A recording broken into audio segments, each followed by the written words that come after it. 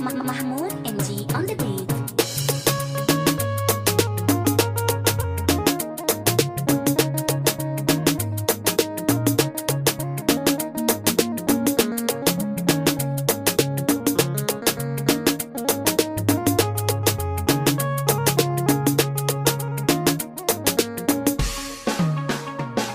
Idan na rufe ido ke nake gani sahiba ta tilo guda ɗaya, na aminta so yayi garkuwa inda ke bazan kalli wadda ba.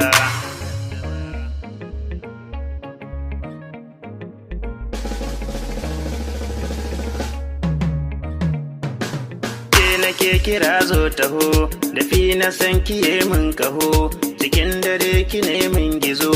Ki tallafe ni juyo gare ni sai baki na cikin zuciya, ka san kake yi maja gaba, da san ya sa ka yo fargaba, da sannani ba zai barka ba, sai lallamin ka ko an tabo ka kunci na rai ba zai barka ba. Ban san da so akwai sirri ba, da na yi tanadi kan gaba, da shi kadai yake ja gaba, amma a yanzu na gane duniyar so ba zai yi in barta ba. Farkon ganin kiyagin biya, in sace jijiyar zuciya, ina nake yi ma tambaya, wai yake shirin faruwa da ni har na kasa gane gaba. Na kyala hakaɗin sirri ne, na bar shi zuci na jingine, da sanni gashi ya bayyane, so baya boye waka ji dan uwa kar gaban ka ya faduwa.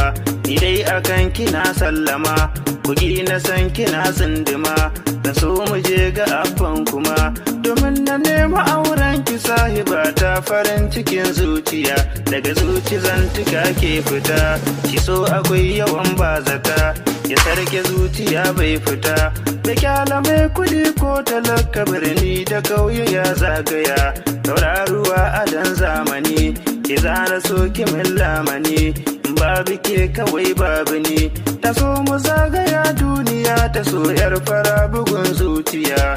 Aliyu na ki haidar kira, yanke ba zai yi in barki ba, ba zan ki boye sirrin ki ba, ki ce kadai nake ma yabo a fili da baɗi ligin biya sahiba.